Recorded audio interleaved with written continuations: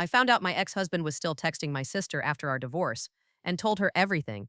That's the kind of sentence you can say to a friend over coffee and they'll blink twice before asking, "Wait, what do you mean everything?" And that's where the whole storm begins. Because when I say everything, I mean every ugly detail I thought had been buried with the divorce papers. He didn't just vent to her, he turned my own sister into his confessional, his echo chamber, maybe even his accomplice. And the worst part wasn't that he texted her, it was that she replied. The discovery wasn't cinematic. No dramatic late night phone call, no big reveal at a family dinner. It was quiet, stupidly ordinary. I was at my sister's apartment helping her assemble a new shelf from IKEA. She asked me to grab her phone to play some music, and when I picked it up, the screen lit up with a preview of a message. His name, my ex-husband's name, and the words, "She never knew about the money, did she?" My stomach dropped. I froze there, holding the phone like it was a snake. She looked up from the floor, Allen key in her hand, and for a split second her face went pale. Then she laughed nervously, like maybe she could joke her way out of it. "Oh, that. It's nothing. Nothing. Nothing doesn't make your palms sweat and your eyes dart to the floor. Nothing doesn't carry the weight of secrets you were never supposed to hear." I didn't say anything right then. I handed her the phone and we finished the stupid shelf in silence, each of us pretending the elephant in the room wasn't crushing us both. But when I got home, I couldn't stop replaying it. Why was he texting her? Why was she letting him? And what did he mean about money? The divorce itself had been messy, sure, but not explosive. We drifted apart, fought too often, stopped seeing each other as partners. By the time the papers were signed, I thought we'd both agreed. It was over. Clean break. He moved out. I stayed in the house. We divided things as fairly as we could. That was supposed to be the end. But now, staring at my ceiling that night, I realized maybe it hadn't ended for him. Maybe he'd been carrying around unfinished business, and instead of talking to me, he'd been unloading it on my sister. My sister who had held my hand through the court dates, who had told me I deserved better, who had sworn she hated him for how he treated me. The next morning I confronted her. I didn't give her time to dodge. "Why is he texting you?" I asked, holding my coffee like a shield. She blinked, then sighed, setting her mug down. "Because he needs someone to talk to." My jaw clenched. "And you thought you'd be that someone?" "I didn't want to tell you," she said softly, "because I knew you'd react like this." "Like what? Like someone whose sister is secretly chatting with the man she divorced?" "It's not like that," she insisted. "He just vents. He tells me things. Things you probably don't want to hear." That's when she slipped. That's when my whole world tilted. "What things?" I demanded. She hesitated. Then she said, "About the money." I felt like I'd been punched. Because here's the truth. During the divorce, the financial side had been a blur. Lawyers, documents, accounts I didn't even remember existed. He'd always handled most of it, and I trusted foolishly that the process had flushed everything into the open. But now my sister was sitting across from me, telling me there were things I didn't know. I pressed her, but she clammed up, saying she'd promised not to tell me. That phrase nearly broke me. My sister had promised him something over me. My blood. My family. Promised loyalty to the man who had sworn me out of his life.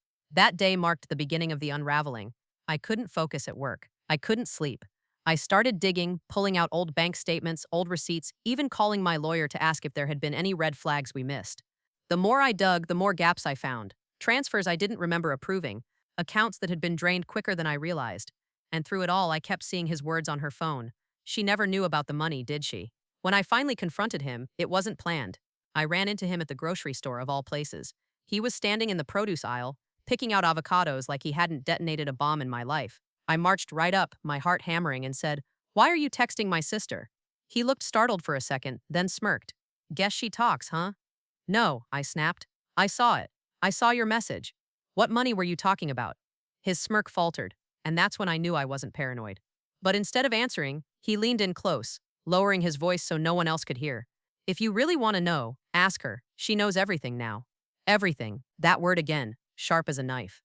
When I left that store, I wasn't just angry, I was scared, because whatever secrets he had, my sister was tangled in them. Whether she meant to be or not, she had become part of his narrative, his keeper of truths, and I didn't know how deep it went. The days after were chaos. My sister avoided my calls. My ex sent vague, taunting texts, things like, "You'll thank me one day when you realize I saved you from yourself." I started doubting everything I thought I knew about my own marriage, my own family. And the more I searched, the more threads came loose. That's where part one ends. Me standing in the ruins of trust, staring at a sister who won't meet my eyes, and an ex-husband who holds all the strings, knowing the next move I make will drag the truth into the light or burn the last bridge I have left. When I say the days after I saw that text were chaos, I mean the kind of chaos that doesn't roar like a storm, it creeps. It seeps into every thought, every conversation, every quiet moment.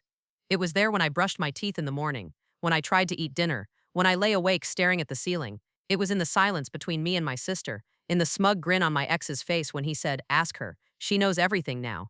It was everywhere. I couldn't let it sit anymore. I drove to my sister's apartment one evening, unannounced. She opened the door with that guilty look you can't fake, like a kid caught sneaking cookies. She stepped aside, letting me in, and I walked straight to her kitchen table. "Talk," I said flatly. She sighed, rubbing her temples. "I knew this was coming. Then you know I'm not leaving until I get answers." She sat across from me, avoiding my eyes. For a long moment, the only sound was the hum of her refrigerator. Then she said, "He told me about the offshore account." The words hit me like a punch. What offshore account? She hesitated, then pulled out her phone, scrolled through messages, turned the screen toward me. There it was, a string of texts from him, bragging, almost gloating, about how he'd moved money before the divorce, how he'd tucked it away so cleanly no lawyer could trace it, how I'd signed the papers, none the wiser. My chest tightened. "And you just what? Sat on this?" "I didn't know what to do," she said, her voice cracking.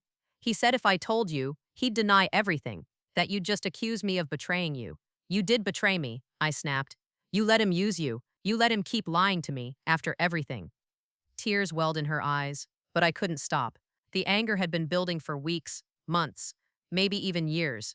"You were supposed to be on my side. You were supposed to be my sister. I thought I was protecting you," she whispered. "I thought if I kept him talking, maybe I could find out more.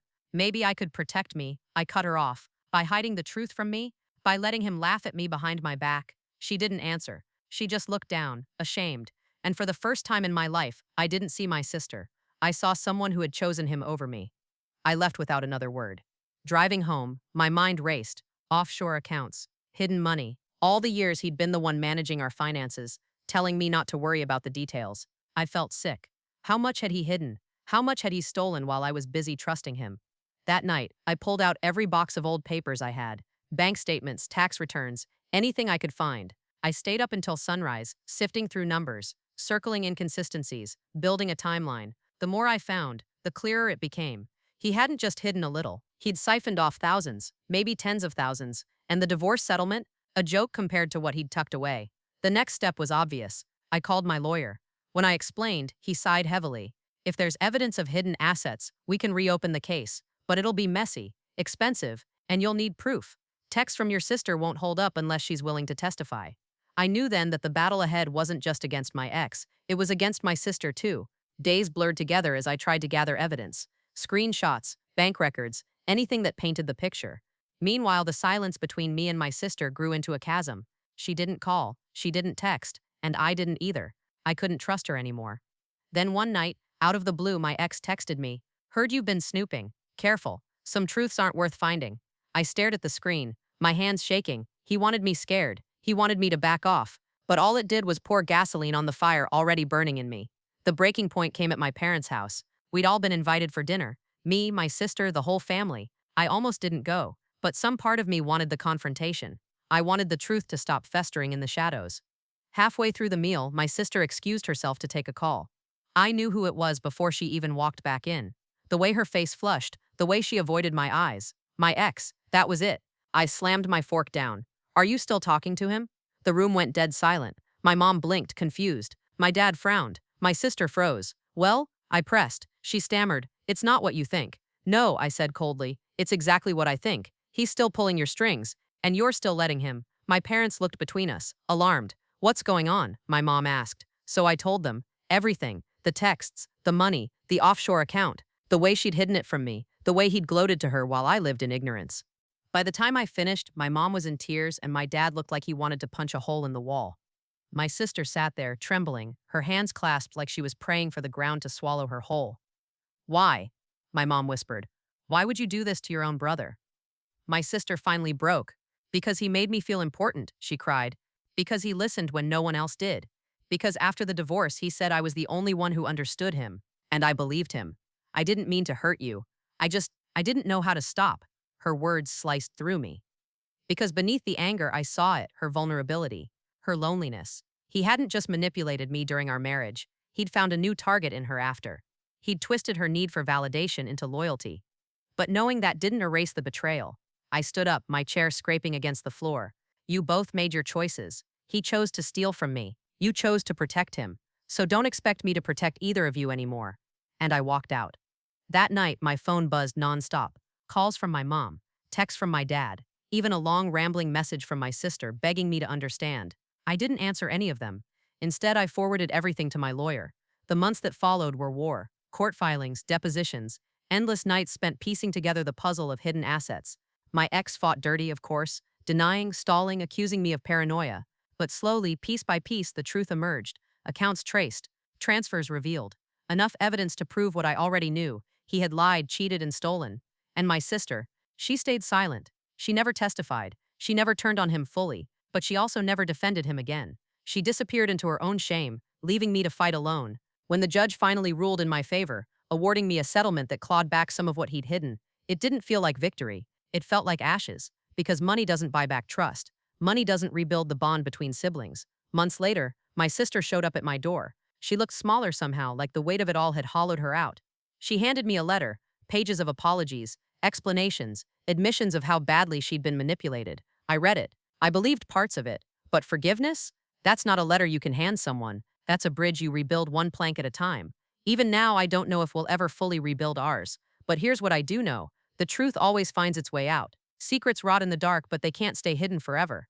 My ex thought he'd buried his lies in offshore accounts and whispered texts. My sister thought she could carry them without them crushing her. But in the end, the weight was too heavy. And when it all came crashing down, I was the only one still standing. I found out my ex-husband was still texting my sister after our divorce and told her everything. And while it broke me to hear it, while it shattered the trust I thought was unshakable, it also freed me. Because once the truth is out, there's nothing left to fear, only the choice of what to do next. And I chose to walk forward, without him, without her, without the lies,